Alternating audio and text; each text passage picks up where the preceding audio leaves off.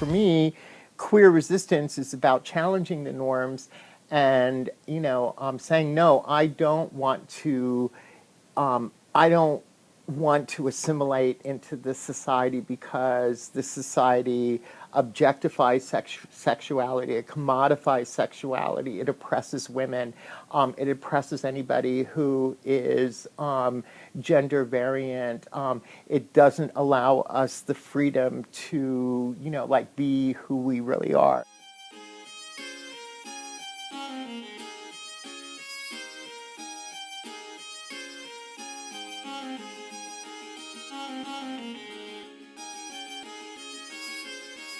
I have a history of political activism. I was really active in the early 70s with gay liberation and feminist action and labor organizing. And then I kind of wasn't politically active for a really long time. And the whole thing happening in New York and Occupy Wall Street really galvanized my attention. And then when I saw people were organizing something here in Los Angeles, I was really excited by that. What fascinated me about Occupy was that it was a much larger conversation and dialogue around much larger issues going on there. And I thought, well, it's really important that, there be some LGBT presence there as well. So I thought, well, get my ass down there.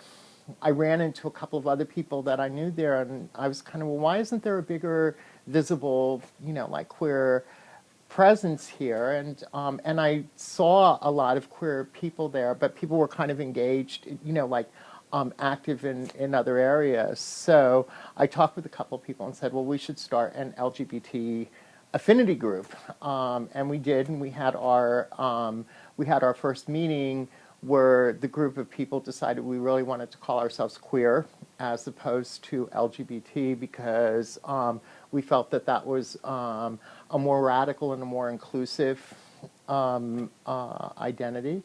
So our queer affinity group has not been primarily oriented around sexual orientation as an identity, but more in the tradition of queer resistance or queer identity as against the norm and sort of challenging binary assumptions, etc. Occupy itself is very queer in its own way in terms of the redefinition of public space, redefinition of how we look at community and our relationships with each other, the concept of horizontal decision-making and participatory democracy. Those are so against the norms of the way most organizations or political activists works that it's a very queer thing. So that's really exciting, and it's really exciting to hear people take on that identity, and it has nothing to do with their, sexual orientation. I find that really exciting, and I feel that that's a really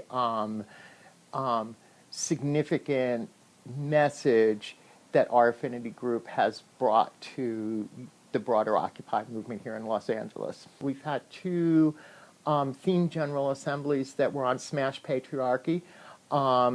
Where we attempted to raise the issue of male dominance, heterosexist privilege, sexism in the movement, the power dynamics between men and women, and really raise those in a very visible way. A number of us men have created a men's circle in support of Smashing Patriarchy, where we're trying to, as men, come together and look at how patriarchy affects our relationships with each other, and the way that we work in community and work with women. And I think it's really challenging, and I don't think that there's easy answers for that. And I think as a community, raising those issues and looking at the kind of structural things of capitalism that create those kind of problems. And not falling back on the solutions that the system has kind of imposed to kind of manage that sort of stuff is important. We've just put out our first, zine, which kind of identifies some of the issues that we've been trying to talk about in terms of patriarchy, in terms of re-examining binary definitions about things, and really challenging kind of the narrative that's come out of the mainstream movement that sexual orientation and gender is something that is purely biological. But I am very disturbed, angry about, appalled by the mainstream LGBT movement, because I just find the focus on marriage equality to be actually very conservative and very retrogressive. My concern is that it has become the single dominant issue within the LGBT movement, and all of the resources from the community are going into that particular struggle. I find marriage to be sort of a very patriarchal and conservative social arrangement. So yes, we should have all the same rights that heterosexuals, have, but I don't want my struggle to be about taking on all of the oppressions that, straight people, have. Framing those rights within the institution of marriage denies them to anybody who's not in that kind of, relationship. So instead of framing our argument in that you should be able to get health care for your spouse if you're in a committed relationship, why isn't our argument being framed that health care is a right for all people, whether you're in a relationship or not?